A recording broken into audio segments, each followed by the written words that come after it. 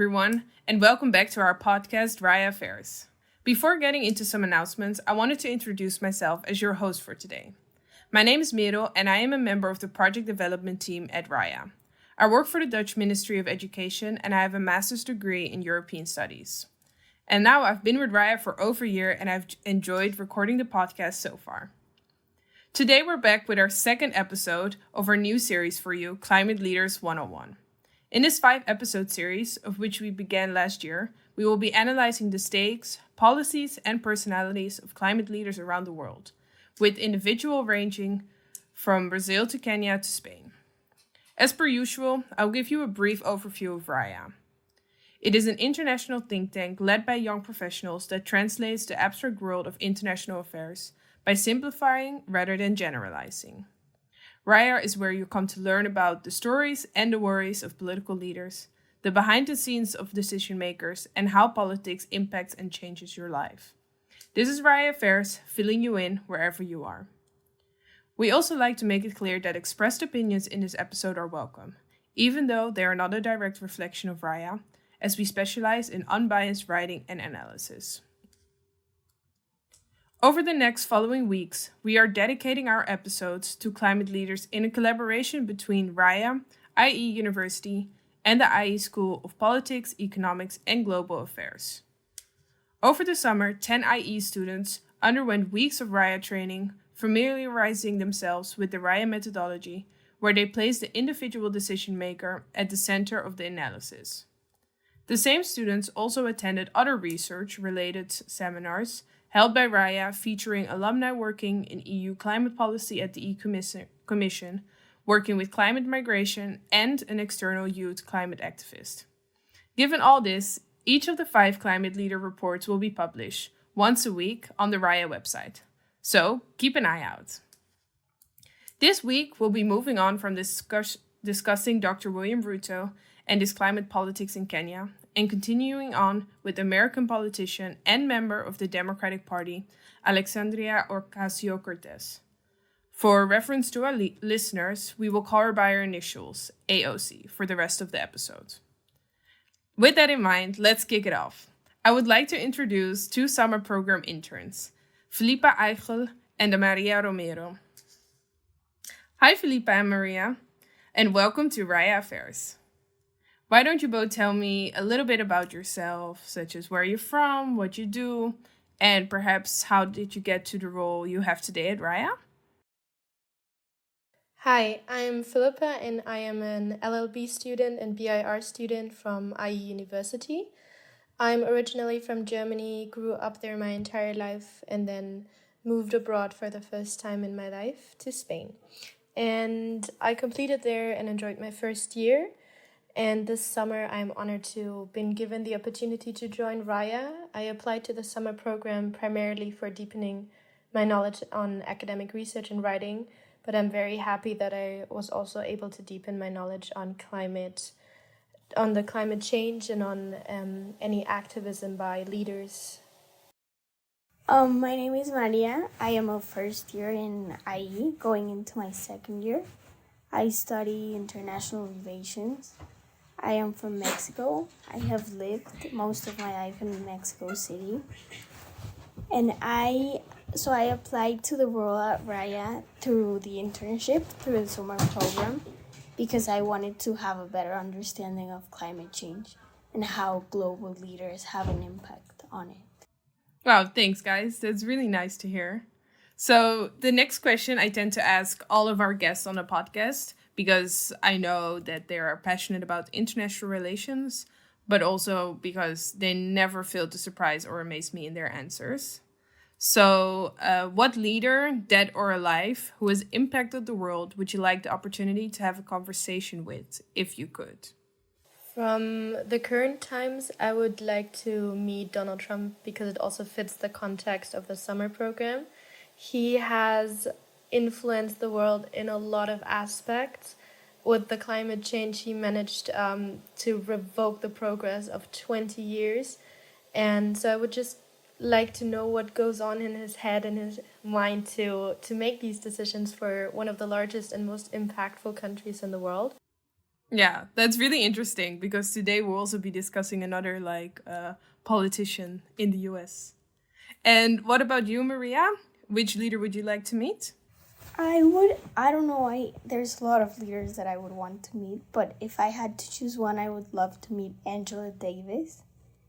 And I think on the topic of AOC, she's very much similar, even if they advocate for different things. They're both like controversial, like figures of resistance in the US. And I would love to have like a talk with her and see how she approaches things.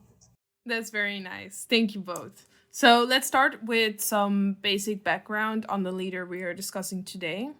So could one of you guys tell me who AOC is and what are maybe 5 basic facts everyone needs to know about AOC? Yeah, so AOC is an American politician and activist. She was born in the Bronx in 1999. She's very young. She has Puerto Rican heritage. And she used to be a bartender. She studied international relations, but then she became a bartender. And then she joined Congress in 2018, defeating a 10-year term Joe Crowley, which was amazing. And so 5 facts that you would need to know about her. First of all, I think a lot of people don't know what her actual name is. A lot of people know her by AOC. It's Alexandria Ocasio-Cortez.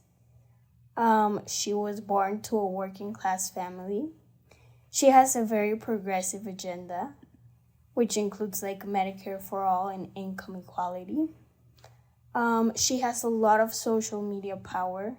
A lot of her political identity has come from her being so active and engaging on social media. And that she has very controversial stances, especially in the US political scene, which has also kind of created the political identity that she has today. Thank you, Maria. That's very nice that we already know so much now about AOC. So, as part of the summer program, you were able to choose the leader you wanted to research from a list. So, could you both tell us why you were interested in AOC? And specifically, why you thought she embodied a climate leader for this project? I chose AOC from the given list, mostly because she was one of the characters I knew from my studies before, and because she was a female leader from the list. And I think she embodies a climate leader because she's known for her very progressive voice, as Maria said.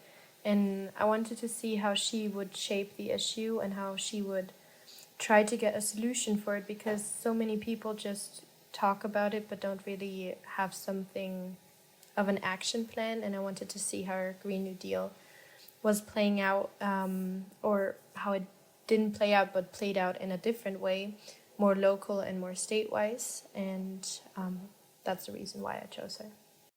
Nice. And what about you, Maria? Yeah, I had followed AOC for a while before the program, and I was very surprised to see her on the list. I don't know, I found her really interesting because I think she's a young woman in the US, and I've always been very interested in American politics in general, just because it's so close to me. And I don't know, I feel like we relate a lot as women through our struggles, so I really wanted to understand how she kind of rose to this figure and how she's doing. Thank you both for your answers. So now let's get into it. I wanted to understand more about what AOC represents politically and ideologically. From the little I know or have heard about AOC, it's that her statements and policies that made the headlines strike a positive chord on the youth due to their progressive nature. So what has your research shown you about AOC's political outlook? So she has a huge political outlook, but everything is focused on justice. She really addresses the patriarchal society and wants to give everyone, no matter if they're female, male, or a different gender, or no matter of their ethnic background, she wants to give them an equal opportunity at life and at an education as well. So her outlook, her stake, is focused on a climate justice, on a social justice, an educational justice, and she wants to give everyone a voice. That's why she also used the grassroots strategy as part of her campaigning method to get her stake across. So as a follow-up on this, what type of policies does she defend? Like, are they social, economical? Like, what are their type of policies, Maria? So AOC has very like progressive and sometimes like left-leaning policies.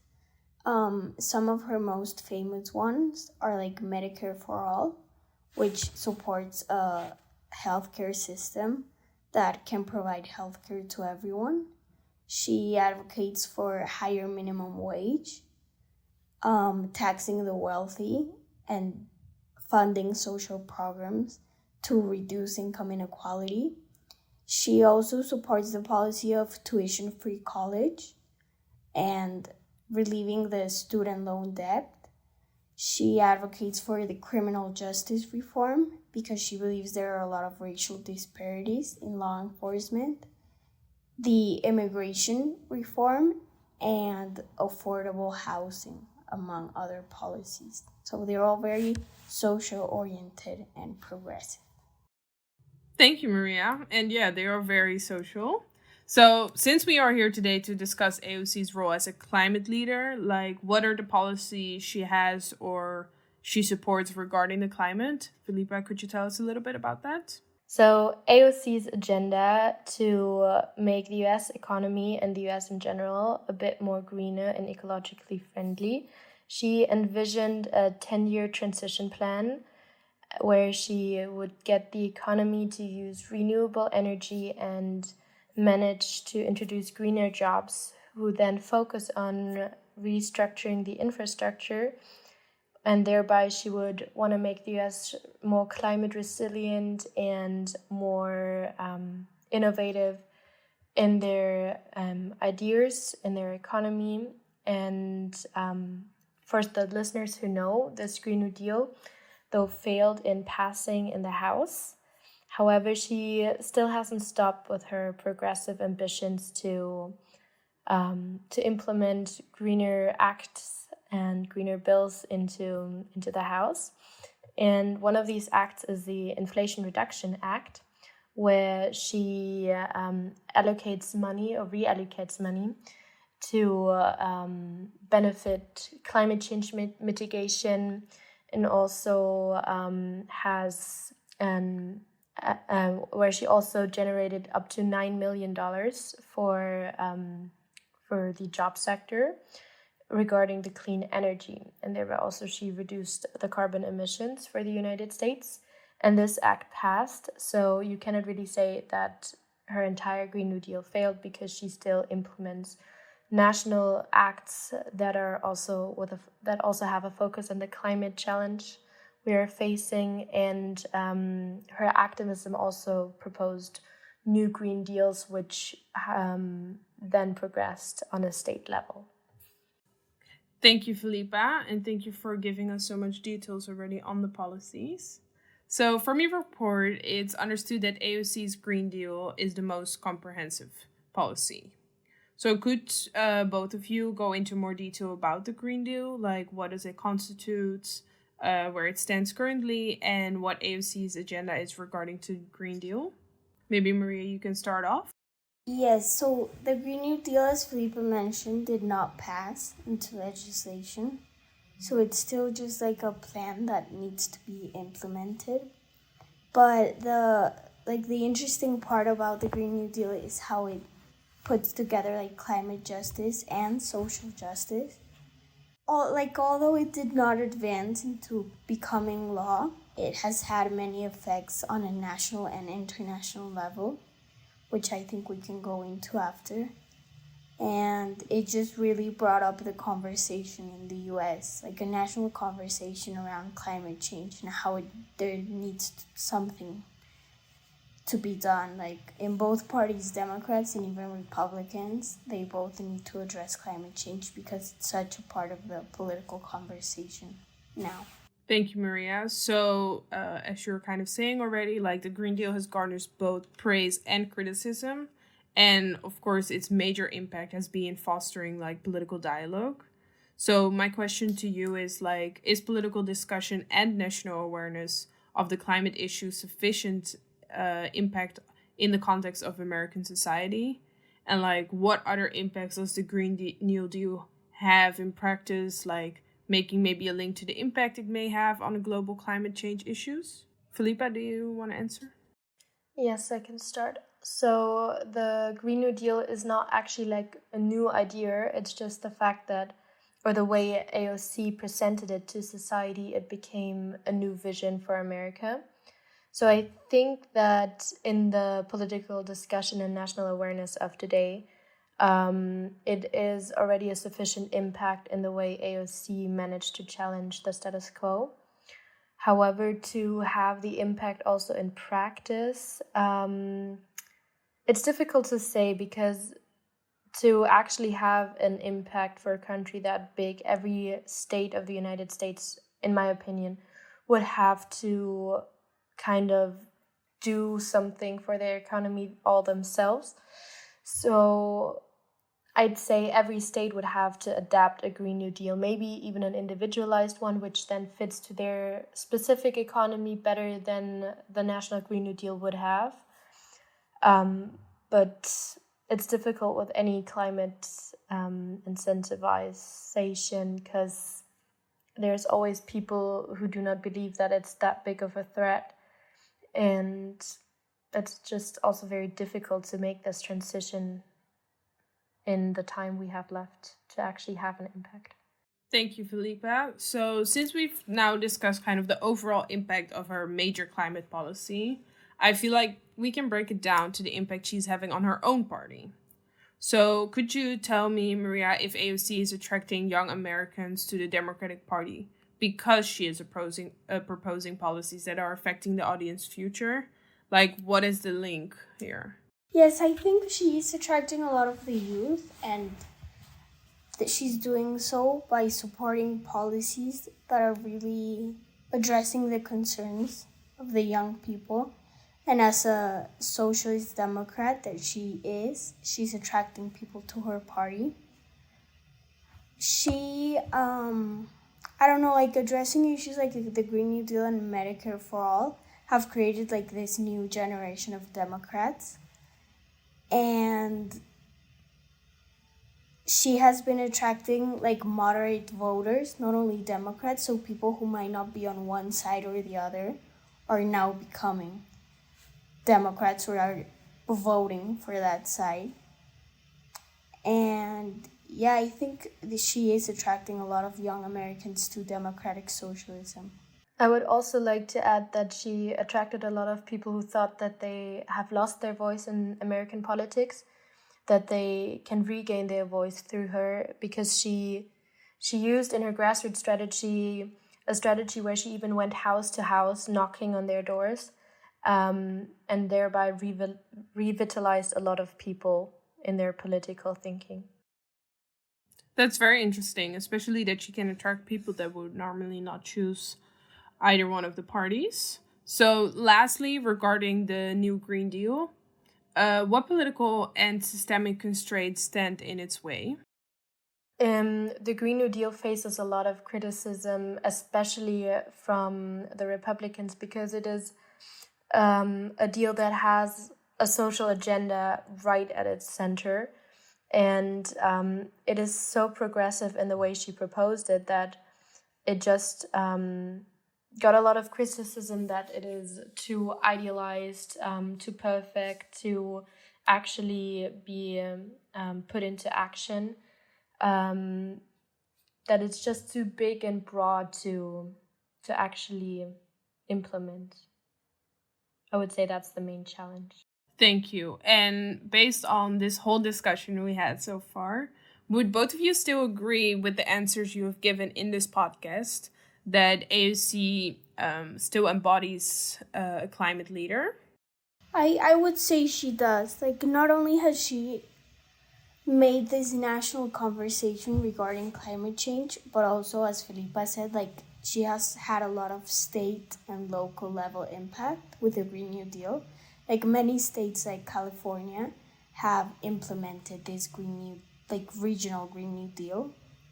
And she has also influenced the international sphere with this idea of social coming together with climate justice. And it has inspired other plans. She was someone who supported the US rejoining the Paris Agreement. And I don't know, I think through her advocacy and policy initiatives, I think she is a climate leader. Just the fact that she has made this conversation become part of the political scene again and to a higher importance, I think makes her a climate leader, beyond policy making, which is still in its way. Thank you, Maria. What about you, Felipa?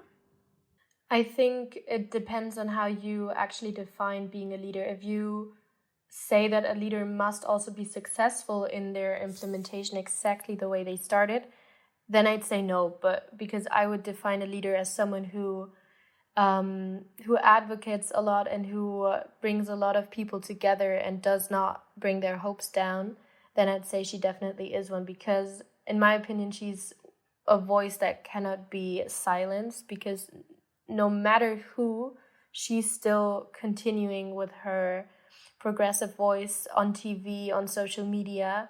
And although her Green New Deal failed, she still continues with other acts to make America a little bit more green. Thank you both for elaborating on that. So it seems that we've already come to the end of our discussion. But before moving on to our last segment, I wanted to know, what do you believe are the 3 top takeaways our listeners should have in the process of research and analysis? More specifically, can you relate it to what you have learned in your own process and how far you have come in analyzing individuals and the way they make their decisions? So in regards to the analysis, I think I'm looking for way more things in detail in the difference between a policy outlook and a policy impact in our research has helped me a lot to differentiate between how someone can be a climate activist or a climate leader and how you would actually make a difference between that. Thank you, Felipa. What about you, Maria? Yeah, I would agree on that. And also I kind of learned to analyze leaders from leaders have a lot of sides to them. You can't just you need to understand who they are as a person to understand the decisions they make and why they make them.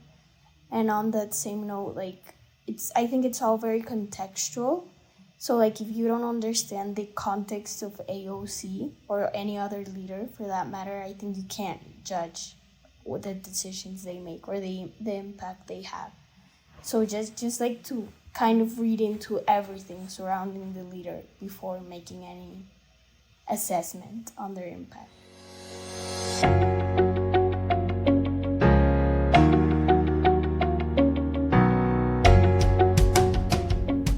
So now we will move on to the new segment we like to call 2 Sides, 1 Mic.